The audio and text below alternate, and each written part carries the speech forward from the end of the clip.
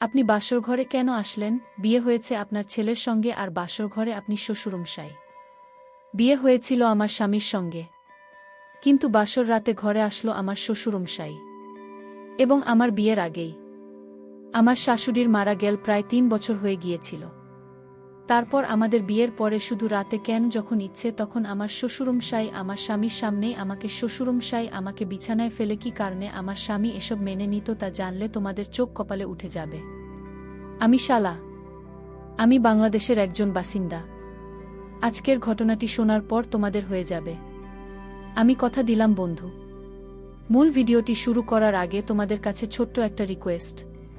তোমরা যারা নতুন তারা আমার চ্যানেলটিকে সাবস্ক্রাইব করে পাশে থাকবে।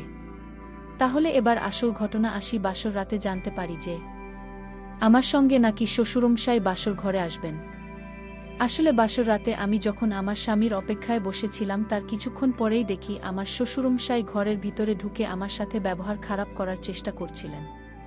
তখন আমি ভয় পেয়ে আমার বাসা থেকে বেরিয়ে চিৎকার চেঁচামেচি করে আমার স্বামীর নাম ধরে ডাকতে শুরু করেছিলাম। কারণ ওই সময় তো আমি আমার স্বামী ও শ্বশুরমশাই এ ব্যাপারে আসল সত্যিটা জানতাম না। আমার শ্বশুরমশাই ও আমার স্বামী তো আমার অভিভাবক। ও আমার থেকে অনেক বড়। একটা সত্যি কথা গোপন করে রেখেছিল এবং আমার সঙ্গে অনেক বছর না করেছিল। আমি পড়াশোনায় ভীষণ ভাল ছিলাম এবং আমার আগে আরও পড়াশোনা করার অনেক ইচ্ছে ছিল। আমি একজন মেধাবী ছাত্রী ছিলাম। ওই সময় তো আমার জীবনের সব কিছুই ঠিকঠাক চলছিল। কিন্তু একদিন হঠাৎ করে আমার বাবার এক উকিল বন্ধু আমার বাবাকে এসে বলল, একটা নাকি জমিদার পরিবার আছে এবং তারা অনেক বলল এবং তাদের অনেক সম্পত্তি আছে, তাদের সুগার ফ্যাক্টরি, পেট্রোল পাম্প ও আরও অনেক কিছু ব্যবসা আছে। আমার বাবা তো তাদের টাকা পয়সাও সম্পত্তি দেখে এই সম্বন্ধের জন্য রাজি হয়েছিল। তারপর প্রথম দিন যখন আমাকে ছেলেপক্ষ থেকে দেখতে আসে তখন আমার ভাসুর ও আমার হবু স্বামী ও শ্বশুরমশাই আমাকে দেখতে এসেছিল। যেদিন তারা ৩ জন মিলে আমাকে দেখতে এসেছিল সেদিন আমার শ্বশুরমশাইয়ের ব্যবহার দেখে তো আমি খুব আশ্চর্য হয়েছিলাম। শুধু আমি কেন, আমার বাবা মাও ভীষণ আশ্চর্য হয়েছিল। কারণ আমার শ্বশুরমশাই আমার হাত দেখে জানার চেষ্টা করেছিলেন যে আমি একজন সর্বগুণসম্পন্ন নারী কিনা। শুধু তাই নয়, আমাকে অনেক রকমভাবে যাচাই করার পরে উনি আমাকে নিজের ছোট ছেলে সিহাবের জন্য পছন্দ করেছিলেন এবং আমাকে তার ছোট ছেলের জন্য পছন্দ করার পরে আমার বাবাকে হবু শ্বশুরমশাই বলেছিলেন, মাস্টার মশাই, আপনার মেয়ে তো হীরা আছে এবং আপনার মেয়েকে আমার বাড়ির বৌমা করব। আমার বাবা একটা প্রাইভেট স্কুলের মাস্টার ছিল, তাই আমার বাবাকে সবাই মাস্টারমশাই বলেই ডাকত। আমি বাবা মায়ের একমাত্র কন্যা সন্তান ছিলাম। ছেলেপক্ষ থেকে যখন আমাকে দেখতে আসার কথা হয়েছিল তার আগে আমার বাবার বন্ধু মানে উকিল কাকু ছেলেটির ছবি, আমার হবু স্বামী সিহাবের ছবি আমার বাবাকে দেখেছি এবং সিহাবের সুন্দর চেহারা দেখে তো আমার বাবা তাদেরকে আমাদের বাড়িতে আমন্ত্রণ জানিয়েছিল। কিন্তু আমরা কেউ স্বপ্নেও ভাবতে পারিনি যে আমার জীবন তো মুহূর্তের মধ্যেই নরকে পরিণত হতে চলেছিল। এমনকি আমার শ্বশুর আমাকে যেদিন দেখতে আসে সেদিনই এই বিয়েটা পাকা করে দিয়েছিল। কিন্তু আমার বাবা যখন এই বিয়েটা পাকা করার আগে ভাবনা চিন্তা করার কিছু দিনের সময় চেয়েছিল, আমার হবু শ্বশুরমশাইকে বলেছিল, জমিদারবাবু, এত তাড়াহুড়ো করার কি আছে, আমাকে তো কিছু দিন সময় দিন ভাবনা চিন্তা করার জন্য। তখন আমার হবু শ্বশুরমশাই আমার বাবাকে বলেছিল, মাস্টারমশাই, এই হিরেটা আমি তাড়াতাড়ি আমার রাজপ্রাসাদে নিয়ে যেতে চাই, আমার রাজপ্রাসাদের শোভা বাড়ানোর জন্য। তারপর আমার হবু শ্বশুরমশাই তার পার্সোনাল উকিলকে মানে আমার বাবার যিনি বন্ধু ছিলেন উকিল কাকু, উনাকে আমার হবু শ্বশুরমশাই চোখে চোখে কিছু ইশারা করলেন। তারপর উকিল কাকু আমার বাবার হাত ধরে বললেন, মাস্টারমশাই, আমি তোমাকে গ্যারান্টি সহকারে বলছি, এর থেকে ভালো পাত্র, এত ভালো পরিবার তুমি লণ্ঠন নিয়ে খুঁজে বেড়ালেও আর পাবে না এবং তোমার মেয়ে ওখানে রাজ করবে, রানী হয়ে থাকবে ওই প্রাসাদের। এর থেকে বেশি তোমরা আর কি চাও? তাই সম্বন্ধটা পাকা করে দাও, বেশি ভাবনা চিন্তা করার কোনো দরকার নেই। আমি আছি তো। ঠিক ওই সময় আমার শ্বশুরমশাই নিজের পকেট থেকে একটা স্বর্ণের আংটি বের করে নিজের ছেলের হাতে দিয়ে বললেন, আংটিটা আজকে পরাতে হবে। তারপর আমার বাবা মাও খুশি হয়ে আমাকে ঘরের ভিতরে নিয়ে গিয়েছিল একটুখানি তৈরি করার জন্য। আমি তখন ঘরের ভিতরে বাবা মাকে বলেছিলাম, বাবা, আমার কিন্তু কিছুই ঠিক লাগছে না, কারণ তারা আমাকে দেখতে এসে এত তাড়াহুড়ো করে বিয়ে পাকা করছে। আমাদের তো কিছু দিনের সময় দেওয়া উচিত ছিল। বাবা তখন আমার মাথায় হাত দিয়ে বলেছিল, শালা, আমার বিশ্বাস যে এর থেকে ভালো পরিবার তুই আর পাবি না মা। কারণ আমি তো শ্বশুরমশাইয়ের সঙ্গে তোর পড়াশোনার ব্যাপারে আলোচনা করেছি, এবং এটা বলছি যে তুই আগে আরও অনেক পড়াশোনা করতে চাস। তখন তো শ্বশুরমশাই বলেছে তুই যত পড়তে চাস ওরা নাকি পড়াবে, পড়াশোনার ব্যাপারে তাদের নাকি কোনো আপত্তি নেই। এবার তুই খুশি আছিস, কারণ তুই যেটা চাইছিস সেটা তো পেয়ে যাচ্ছিস। তারপর বাবা যখন আমাকে এটাও বলেছিল যে আমার শ্বশুরবাড়ির লোকেরা নাকি বিয়ের পরেও আমাকে পড়াশোনা করার সুযোগ দেবে, এই কথা শুনে তো আমি বাবা মায়ের মুখের দিকে তাকিয়ে সেজেগুজে তৈরি হয়েছিলাম। তারপর সেদিনই আমাদের আংটি বদল হয়েছিল, এবং তার কিছুদিন পরেই বিয়ের তারিখ পাকা হয়েছিল। এমনকি আমার আংটি বদল হওয়ার সময় আমার শ্বশুরমশাই যা কাণ্ড ঘটিয়েছিল সেটা শুনে তো আপনারা অনেক বেশি আশ্চর্য হয়ে যাবেন। আসলে আংটি বদলের সময় আমি তো শিহাবকে আংটি পরিয়ে দিয়েছিলাম, কিন্তু জানি না কেন তার মুখে তখন হাসি ছিল না। এমনকি সে তো আমার দিকে তাকিয়েও দেখেনি। শুধু তাই নয়, আমার হবু স্বামীর মুখে তখন হাসি ছিল না। শুধু আমার স্বামী কেন, আমার ভাসুরের মুখে কোনো হাসি ছিল না। তারপর আংটি বদলের সময় শিহাব যখন আমাকে আংটি পরাতে আসেন, তখন জানি না কেন তার হাত ধরাধরি করে কাঁপছিল, এবং তার চোখ মুখ লাল হয়ে গেছিল, এবং সে বারবার তার বাবার মুখের দিকে তাকাচ্ছিল, কিন্তু সে আমাকে আংটি পরাতে পারছিল না।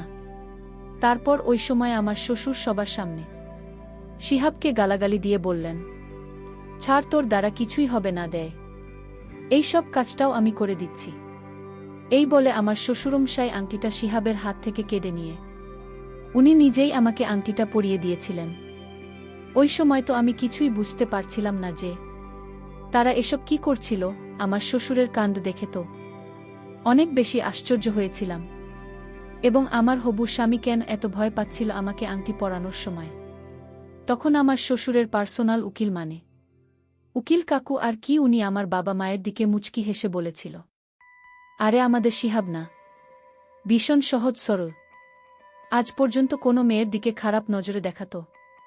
অনেক দূরের কথা, সে তো আজ পর্যন্ত কোনো মেয়ের সঙ্গে কথা বলেনি, তাই সে হয়তো একটু ঘাবড়ে গেছে। আপনারা এটা নিয়ে কোনো দুশ্চিন্তা একদম করবেন না। তার কিছু দিনের মধ্যেই কিন্তু আমি বিয়ে হয়ে শ্বশুরবাড়িতে চলে আসি। বিয়েতে যখন আমি শিহাবের সঙ্গে মণ্ডপে বসেছিলাম, সেদিন কিন্তু তার মনে অনেক ফুর্তি ছিল, এবং সেদিন কিন্তু আমার শ্বশুরমশাই আমাদের বিয়েতে উপস্থিত ছিলেন না। আমার বাবা যখন আমার শ্বশুরমশাইয়ের খোঁজ স্বামী নিতে শুরু করেছিল, তখন উকিল কাকু আমার বাবাকে বলেছিল, রাত্রি 9টার পরে নাকি আমার শ্বশুরমশাই নিজে ওষুধ খেয়ে শুয়ে পড়েন। উনি নাকি 9টার পরে আর রাত জাগতে পারেন না, আর সেজন্যই নাকি উনি আমাদের বিয়েতে উপস্থিত থাকতে পারেননি। এই কথাটা শুনে আমার মনে একটু খটকা লেগেছিল। তারপর বিয়ে করে যখন আমি বিদায় হয়ে শ্বশুরবাড়িতে চলে আসি, তখন বাসর রাতে স্বামীর অপেক্ষায় বসেছিলাম। ভেবেছিলাম স্বামীর সঙ্গে অনেক ভালো সময় কাটাবে। তার কিছুক্ষণ পরেই আমার ঘরের দরজা খুলে উনি যখন আমার ঘরের ভেতরে প্রবেশ করেন, তখন উনাকে দেখে তো আমি অনেক বেশি ঘাবড়ে গিয়ে চিৎকার চেঁচামেচি শুরু করেছিলাম। কারণ আমার ঘরের ভিতরে আমার স্বামী নয়, আমার শ্বশুরমশাই আমার ঘরের ভিতরে ঢুকেছিল। তারপর আমি যখন রুম থেকে বের হতে যাচ্ছিলাম, তারপর আমি না পেরে অনেক বেশি ভয় পেয়ে ঘর থেকে বেরিয়ে যায়। তারপর আমার স্বামীর নাম ধরে আমি ডাকাডাকি শুরু করেছিলাম। তখন আমার স্বামীকে দেখলাম যে সে নিচে বারান্দার ঘরে ফোনে কারো সঙ্গে কথা বলছিল। তখন আমি আর না পেরে অনেক বেশি ভয় পেয়ে তাড়াতাড়ি আমার স্বামীর কাছে গিয়ে বললাম, তুমি এখানে আছো, আর ওদিকে তোমার বাবা আমার সঙ্গে কি সব করার চেষ্টা করছেন, এসব কি হচ্ছে? আমার স্বামী তো সব কিছু শোনার পরেও মাথা নিচু করে চুপচাপ দাঁড়িয়েছিল। তারপর উপর থেকে আমার শ্বশুরমশাই নিচে নেমে এসে বললেন, আমার ছেলেকে জিজ্ঞেস করার কোনো দরকার নেই, আমি নিজেই তোমাকে সব কিছু বলে দিচ্ছি। তারপর আমার শ্বশুরমশাই আমাকে যা বলেছিলেন সেটা শুনে তো আমার দম বন্ধ হয়ে আসছিল। আমার শ্বশুরমশাই তখন মুচকি হেসে বলল, শালা রানী, তুমি আমার বউ এবং আমি তোমার স্বামী, আর আমার ছেলেরা হচ্ছে তোমার সন্তান। আমার শ্বশুরমশাইয়ের মুখ থেকে সব আজেবাজে কথা শুনে তো আমি অনেক বেশি রেগে গিয়েছিলাম। আপনি এসব কি কথা বলছেন? আপনার মাথা ঠিক আছে তো? আমার শিহাবের সঙ্গে বিয়ে হয়েছে, আমি তখন শিহাবকে বললাম, শিহাব, তুমি চুপচাপ এখনো দাঁড়িয়ে আছো কেন? তুমি তোমার বাবাকে আমাদের দুজনের বিয়ের কথাটা বলো। আমার শ্বশুর তখন আবার আমাকে বললেন, এই যে আমার মহারানী, এই বাড়িতে শুধুমাত্র আমার হুকুম ও আমার আদেশ চলে। আর তোমার সঙ্গে আমার ছেলে নয়, আমার বিয়ে হয়েছে। মণ্ডপে আমি তোমার পাশে বসেছিলাম এবং ওই পাগড়ি পিছনেও আমি ছিলাম। আর আমি তো তোমার ছোট ছেলে হয়। আর আমার 2 ছেলে তো আগেই বিয়ে হয়ে গেছে, তাদের বউ আছে। আমি যখন কোনো মতেই এটা বিশ্বাস করতে রাজি হয়নি, জেসি হবে নাকি 1 বছর আগেই বিয়ে হয়ে গেছে, তখন আমার শ্বশুরমশাই তার ছোট বোন ও মায়ের নাম ধরে বাইরে ডাকলেন এবং বললেন আমি নাকি আজ থেকে তার 2 বোমাদের শাশুড়ি মা হয়। শ্বশুরের মুখ থেকে সবকিছু শোনার পরে তো কিছুক্ষণের জন্য আমি গান শূন্য হয়ে গেছিলাম। তো মনে হচ্ছিল যে আমার মাথা কাজ করা বন্ধ করে দিয়েছে। এবং এটাই তো স্বাভাবিক। তারপর আমি যখন কান্নাকাটি শুরু করে আমার শ্বশুরমশাইকে জিজ্ঞেস করেছিলাম যে উনি আমার সঙ্গে এত বড় ছিল না কেন করেছেন, তখন আমার শ্বশুরমশাই আমাকে বললেন, আমি যদি তোমার বাবার কাছে গিয়ে বলতাম যে আমি তোমাকে বিয়ে করব, তাহলে কি তোমার বাবা এই বিয়েতে কখনো রাজি হতো?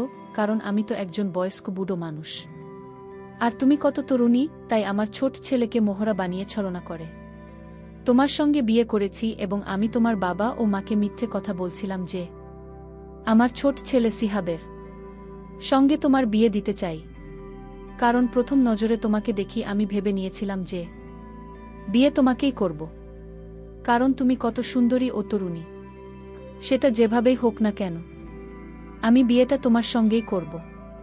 তারপর শ্বশুরের মুখ থেকে সবকিছু শোনার পরে আমি যখন কান্নাকাটি করে আমার শ্বশুরের সামনে হাত জোড় করে বলেছিলাম আমাকে যাতে বাড়ি যেতে দেয়, তখন আমার শ্বশুরমশাই আমাকে বলেছিলেন, ও আমার রানী, তোমাকে তো বিয়ে করেছি এই বাড়ির মালকিন করার জন্য, তাই আজ থেকে এটা বলা ছেড়ে দাও যে তুমি বাবার বাড়ি যাবে। তারপর আমার শ্বশুরমশাই তার ছেলে ও বৌমাদের উপর অনেক জোরে চিৎকার করে হুমকি দিয়ে বললেন, তোমরা 4 জন মিলে এখানে দাঁড়িয়ে কেন নাটক দেখছে, নাকি সব নিজের ঘরে চলে যাও এবং আমাদের স্বামী স্ত্রীদের একা ছেড়ে দাও। এটা আমাদের মাঝখানের ব্যাপার, এমনিতেও আজ আমাদের বাসর রাত। তারপর আমার শ্বশুরমশাই আমাকে ঘরের ভিতরে নিয়ে এসে আমার সঙ্গে জোর করে সারা রাত। সেদিন আমি সারা রাত ঘুমাইনি। সেদিন সারা রাত আমার চোখ দিয়ে জল পড়েছিল এবং আমার কিছুই বুঝতে বাকি ছিল না যে আমার সঙ্গে অনেক বড় অন্যায় হয়েছিল। কিন্তু সেদিনই আমি নিজের মনে মনে প্রতিজ্ঞা করেছিলাম যে এটার প্রতিশোধ তো আমি নিয়েই ছাড়ব এবং আমি নিজের জীবন নষ্ট হতে দেব না, এবং সেটা নিজের জ্ঞান ও উপস্থিত বুদ্ধির মাধ্যমে করব। আমার সঙ্গে অত বড় অপরাধ হওয়া সত্ত্বেও আমি কিন্তু হার মানিনি। এমনকি ওই বাড়িতে কিছুদিন থাকার পরে আমি বুঝতে পেরেছিলাম যে আমার শ্বশুরমশাই তার ছেলে ও বোমাদের ভয় দেখিয়ে রেখেছিলেন। এমনকি আমার শ্বশুর তো তার ছেলেদের হাত খরচের জন্য 1 টাকাও দিত না। আমার শ্বশুরমশাই মানে আমার স্বামী তাদেরকে সারাক্ষণ অপমান করত। এমনকি তারা 4 জনে আমার শ্বশুরের প্রত্যেকটা কথা ভয়ে মাথা নত করে পেতে দিত, কারণ তারাও বাধ্য ছিল। আমার শ্বশুরের এত সম্পত্তি থাকা সত্ত্বেও সে তার ছেলেদেরকে কিছু দিত না, এবং তাদের 20 টাকার প্রয়োজন হলেও তারা আমার বুড়ো শ্বশুরের কাছে হাত পেতে চেয়ে নিত। এমন নয় যে সব কিছু জানার পরেও আমি সেখান থেকে পালানোর কোনোদিন চেষ্টা করিনি। আমি বীরুর কাছ থেকে পালানোর অনেক চেষ্টা করেছিলাম। এমনকি আমার বাবা মা সব কিছু জানতে পেরে যখন আমার শ্বশুরবাড়িতে এসেছিল আমাকে সেখান থেকে নিয়ে যেতে, কিন্তু আমার বুড়ো স্বামী আমার বাবা মাকে হুমকি দিয়েছিল, এবং বুড়োর যেহেতু অনেক টাকা ও সম্পত্তি ছিল, তাই আমার বুড়ো স্বামী আমার বাবা মাকে বলেছিল তারা যদি বেশি বাড়াবাড়ি করে তাহলে আমার বুড়ো স্বামী নাকি টাকার জোর দেখে আমার বাবা মাকে মিথ্যে কেসে ফাঁসিয়ে দিয়ে জেলের ভিতরে ভরে দেবে। আমার বুড়ো স্বামী মানে শ্বশুরমশাই তাদেরকেও শাস্তি দিতে ছাড়ত না। আর এই সব কিছুই উকিল কাকুর জন্যই হয়েছিল, কারণ ওই উকিল তো সব কিছুই আগে থেকে জানতেন। উকিল আমার স্বামীর ডানহাত ছিল, সে টাকার লোভে আমার শ্বশুরের সব কথা শুনতে এবং আমার জীবনটাকে নষ্ট করেছিল। এবং আমার শ্বশুরের টাকা পয়সা সব কিছুর হিসেব উকিল রাখতে। বন্ধুরা, পরিশেষে একটি কথা তোমাদের উদ্দেশ্য করে বলতে চাই, তোমরা বিয়ের আগে অবশ্যই সময় নিবে। তাড়াহুড়ো করে বিয়ে করবে না বা বিয়ে দেবে না, তাহলে আজকের মতো অবস্থা তোমাদের হবে। বন্ধুরা, গল্পটি ভালো লাগলে লাইক করে পাশে থাকবেন। ধন্যবাদ।